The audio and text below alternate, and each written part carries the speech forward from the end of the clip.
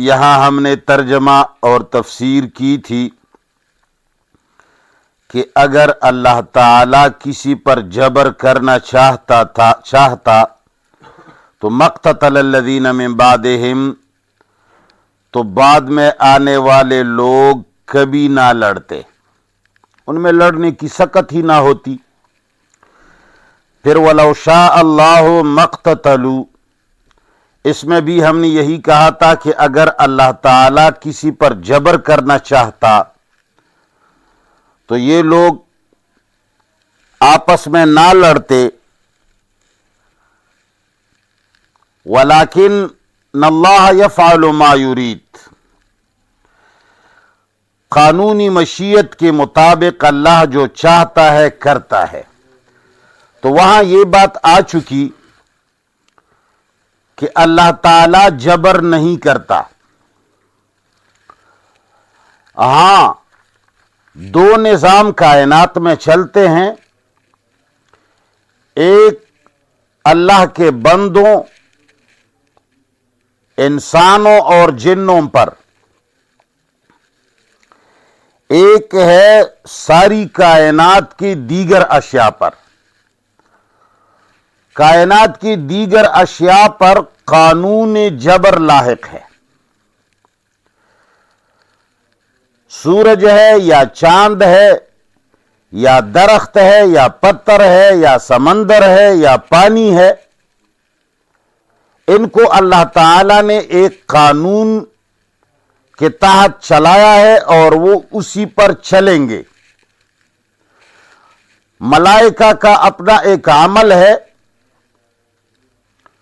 وہ اس سے لا یعصون اللہ ما امرہم، ان کے اندر اختلاف کرنے اور انکار کرنے کا مادہ ہی نہیں۔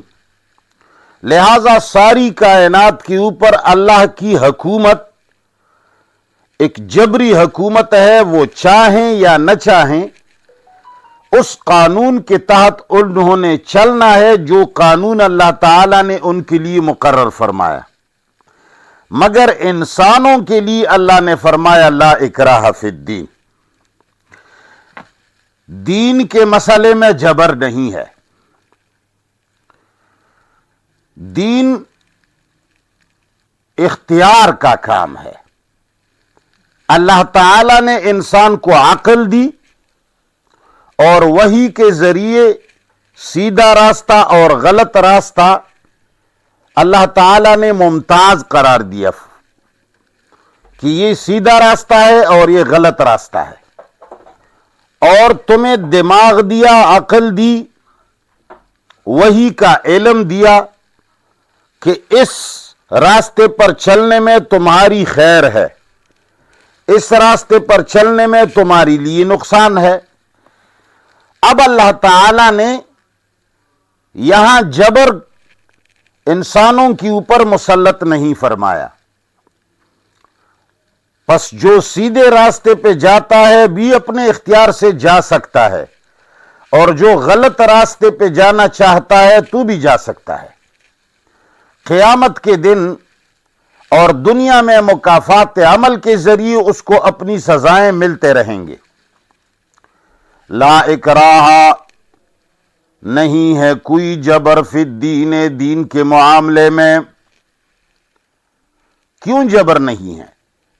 اس لیے کہ قد تبین الرشد، یقیناً صحیح راستہ واضح ہو چکا ہے، من الغی، غلط راستے سے۔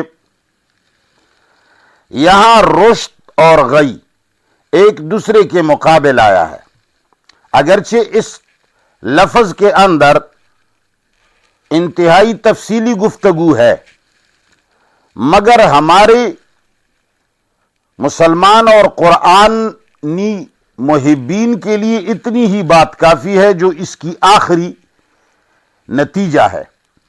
قد تبین الرشد، یقیناً واضح ہو چکا ہے سیدھا راستہ، من الغی، غلط راستے سے۔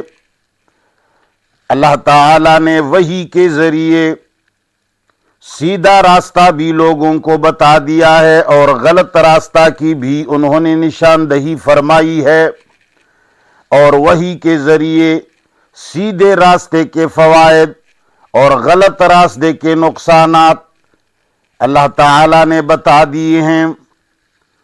فلہذا فمن یکفر بالطاغوت،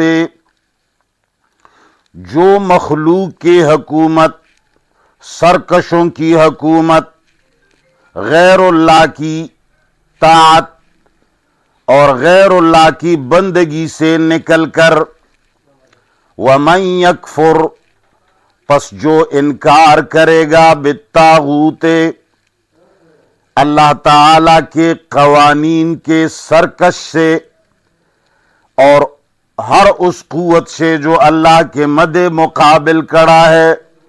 طاغوت قوانین خداوندی سے سرکشی کرنے والے کو کہا جاتا ہے، طاغوت اللہ کے مد مقابل کھڑے ہونے والے کو کہا جاتا ہے۔ اللہ تعالی نے فرمایا قرآن کا قانون چلاؤ، وہ کہتے ہیں ہم انگریز کا قانون چلائیں گے۔ اللہ فرماتے ہیں زناکار کو 100 درے دو، وہ کہتے ہیں کہ نہیں، تعزیرات ہند کے اندر زناکار کے لیے اتنی قید ہے۔ تو اللہ تعالی نے فرمایا جو میرے مد مقابل کھڑا ہوا ہے، میرے نظام کے مقابلے میں اس نے نظام بنایا ہے، میرے حکومت کے مقابلے میں اس نے حکومت گھڑی ہے،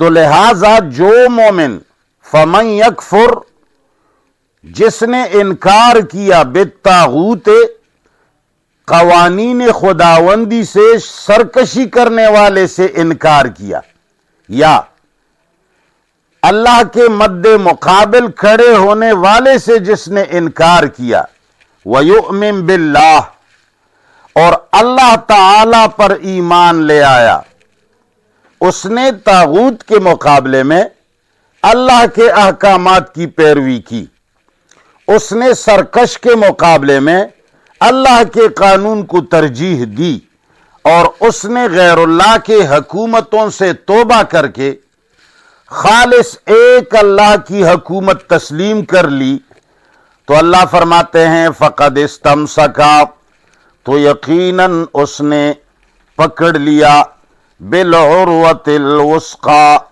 مضبوط کھڑی کو۔